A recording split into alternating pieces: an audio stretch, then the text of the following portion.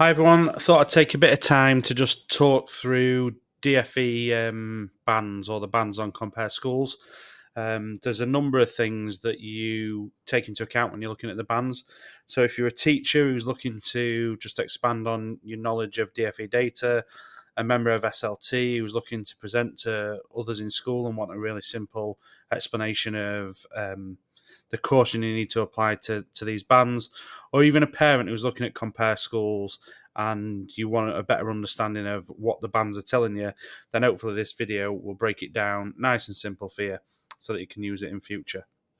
So the things that can impact on the DfE bands, the size of the bandings themselves. So one of the bands in particular contains most of the schools in the country.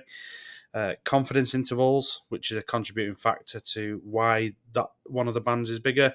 And then there's some external factors that you need to consider as well. Hopefully I'll box them all off in this short video.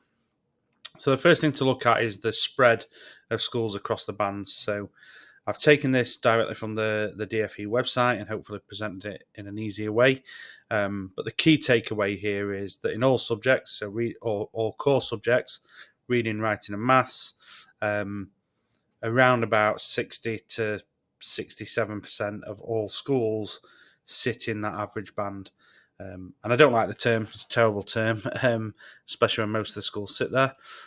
So that's one thing to consider. You can see the spread in other bands here. So if you wanted to pause this video anytime, you can, and you'll see the spread. But the majority of schools all sit in this average band.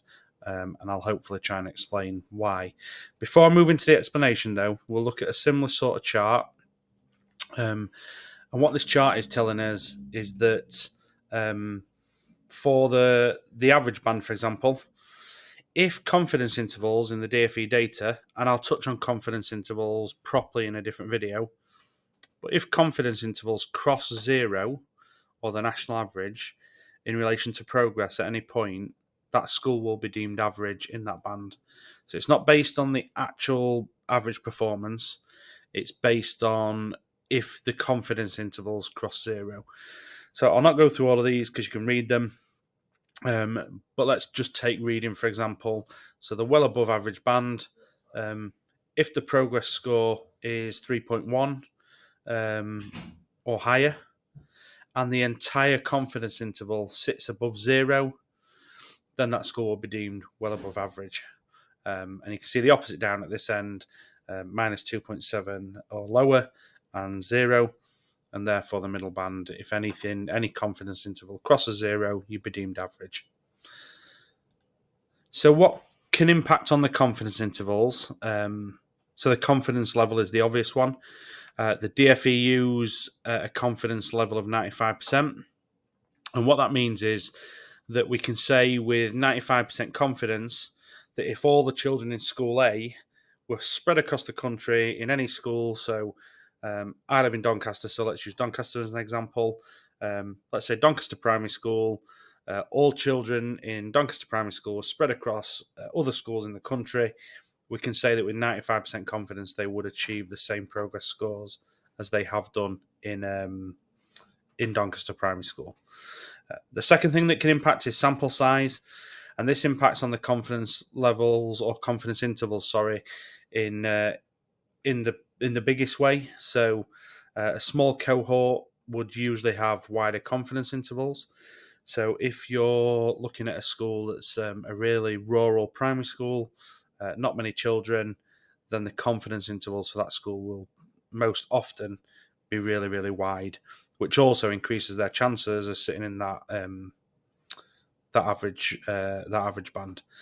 And then the last thing is the population size. So that's the entire cohort across the whole country. So the sample size of the school in this example, and the population size will be all children of the same age across the country. So I'll try and explain this a little bit better without doing an in-depth deep dive into confidence intervals. I will do that at a different date. But what we'll do is I'm using data from 2018 here because this is the data that I could get hold of, and I'm using maths.